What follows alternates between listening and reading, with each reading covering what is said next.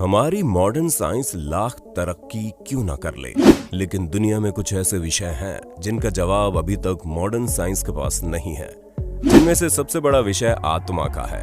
और आखिर आत्मा क्या होती है, इसका हमारी मृत्यु के बाद क्या होता है। तो दोस्तों, आत्मा जैसे रहस्यमयी और रोचक विषय के बारे में आज की हमारी वीडियो में आपको कुछ ऐसी बातें जानने को मिलेंगी जिन्हें जानने के बाद विज्ञान भी अभी अपना सिर पीट रहा है। इसलिए दोस्तों, अगर आपको भी हम मनुष्यों के अस्तित्व से जुड़ी इस अहम बात को जानना है तो वीडियो को बिल्कुल अंत तक बने रहना, क्योंकि एक भी पॉइंट मिस करना मतलब अपना नुकसान करने के बराबर होगा। दोस्तों, हम जब आत्मा के बारे में बात कर रहे हैं तो सबसे पहला सवाल आता है कि आखिर आत्मा होती क्या है और इसका हमारे अस्तित्व से क्या लेना देना है।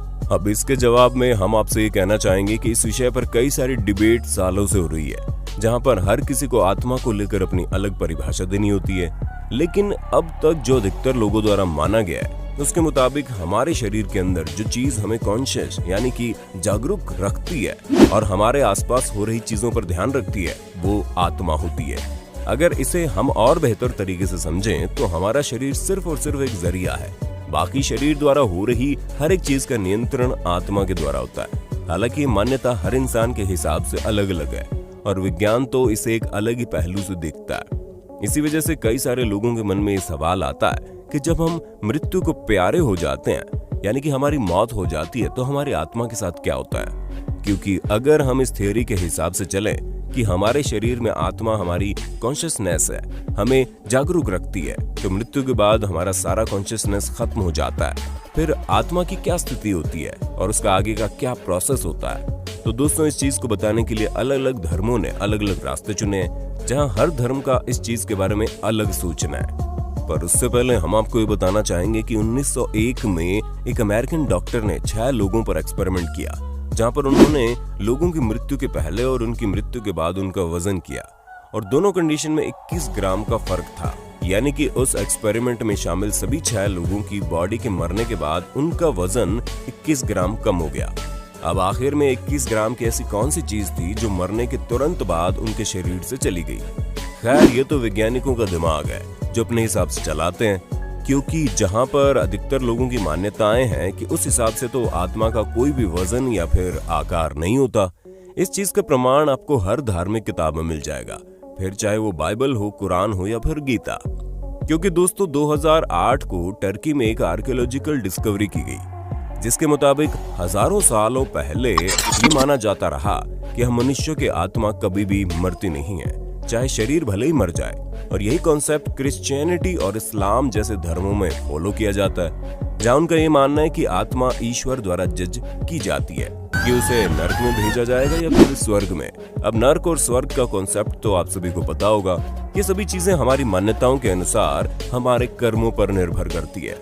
अगर हमारे कर्म दूसरों की भलाई, उनके सुख और शांति देने के मकसद से होते हैं तो उन्हें पुण्य में गिना जाता है।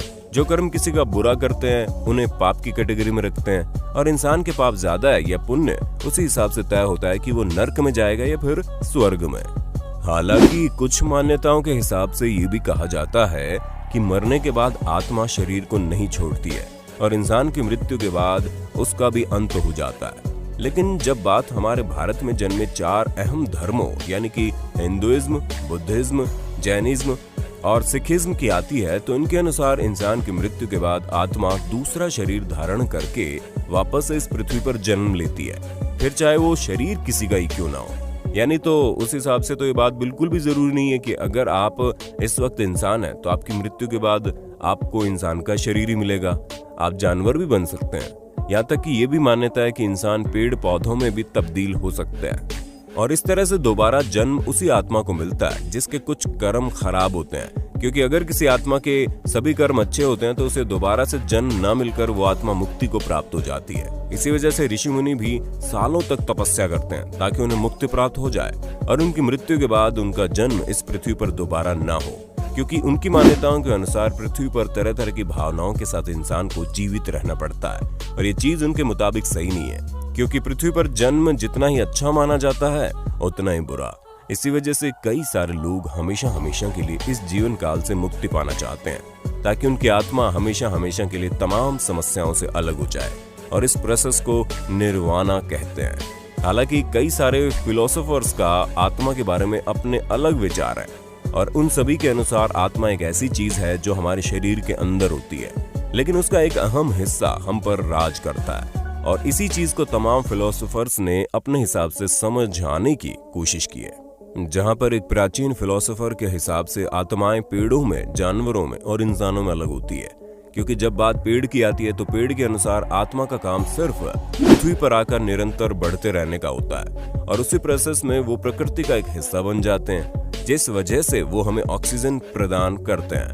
हालांकि ये चीज इंसान और जानवरों पर भी लागू होती है, लेकिन बाकी जो चीजें हैं वो पेड़ों पर लागू नहीं होती है। जैसे कि आत्मा का रूप सेंसिटिविटी का होता है, जो हम इंसान तो महसूस करते ही करते हैं, जानवर भी महसूस करते हैं, क्योंकि वो आसपास का दुख और दर्द सब कुछ महसूस करते हैं और चीजों को समझने की कोशिश करते हैं। लेकिन उनका इस दुनिया में आने का कोई मकसद नहीं होता, वो सिर्फ प्रकृति का एक हिस्सा बनकर अपनी लाइफ साइकिल को चला रहे हैं। हालांकि इस दुनिया में हर एक जीव का इस पृथ्वी पर आने का एक कारण है और वो एक जीव की अपनी एक अलग महत्वता है। लेकिन जब बात इंसानों की आती है तो हम सभी प्रकार के जीवों में श्रेष्ठ हैं, क्योंकि हमारे पास बुद्धि है जिसका इस्तेमाल करके हम न सिर्फ अपना बल्कि लोगों का भी उद्धार कर सकते हैं। और यही सबसे उच्च आत्मा की श्रेणी होती है जो इंसानों को प्रदान होती है, जहां इंसानों की आत्मा न सिर्फ अपने हित के लिए काम करती है बल्कि दूसरों के हित के लिए भी काम करती है। और इसी चीज को यहाँ पर फिलोसोफर्स समझाने की कोशिश कर रहे हैं। लेकिन दोस्तों, कई ऐसे फिलोसोफर्स भी हैं जिनका ये मानना है कि जिस तरह आत्मा के बिना इंसानी शरीर का कोई अस्तित्व नहीं है, उसी तरह शरीर के बिना आत्मा का भी कोई अस्तित्व नहीं है। यानी कि दोनों चीजें एक दूसरे पर निर्भर है। अब भले ही आपको ये बात चुटकुले जैसी लगी, लेकिन दोस्तों, हमारा जीवन भी मोबाइल फोन की तरह है, जहां हमारा शरीर मोबाइल फोन है और उसके अंदर आत्मा के रूप में सिम काम करता है, जो हमें दूसरों से कनेक्ट करता है। और आत्मा का भी यही काम होता है, जो एक शरीर को प्रकृति के साथ कनेक्ट करती है और आगे का जीवन जीने में मदद करती है।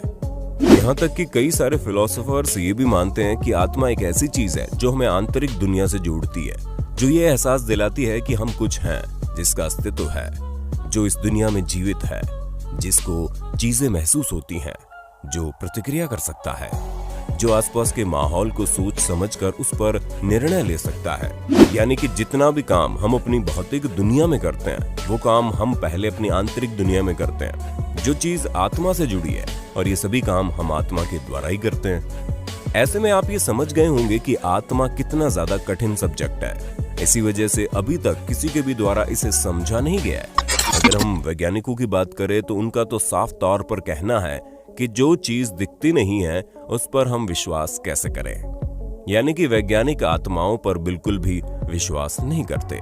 उनका मानना है कि हमारा इंसानी शरीर तरह तरह के इंटरनल पार्ट से बना है, जो जब काम करते हैं तो हम जिंदा रहते हैं, और अगर शरीर के किसी भी हिस्से ने अपना काम सही से नहीं किया तो हमारे शरीर में दिक्कतें आ सकती है। इसी वजह से साइंस के मुताबिक आत्मा जैसी कोई चीज अभी तक तो है ही नहीं। अगर हम साइंस के पहलू से देखें तो ये चीज सच भी है, क्योंकि अगर साइंस हर इस तरह की चीज पर विश्वास करने लग जाएगा तो वो भी किसी चीज को साबित नहीं कर पाएगा।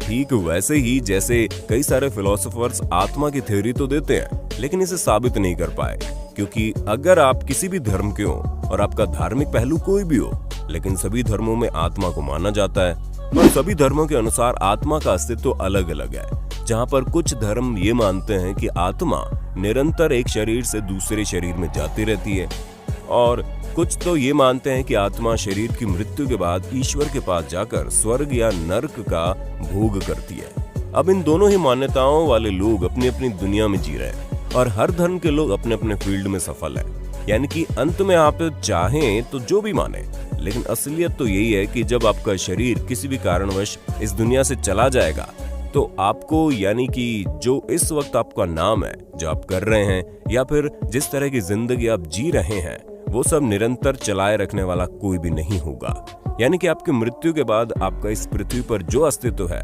उसकी मृत्यु हो जाएगी। अब हमने तो अपनी पूरी कोशिश की है कि आपको ये समझा पाएं कि आत्मा किस प्रकार से देखी और समझी जाती है। बाकी आपका आत्मा जैसे गंभीर विषय पर क्या कहना है, आप हमें कमेंट करके बताइए ना। और इसी तरह की शानदार वीडियोस को लगातार देखने के लिए हमारे चैनल को लाइक, शेयर और सब्सक्राइब कर देना। धन्यवाद।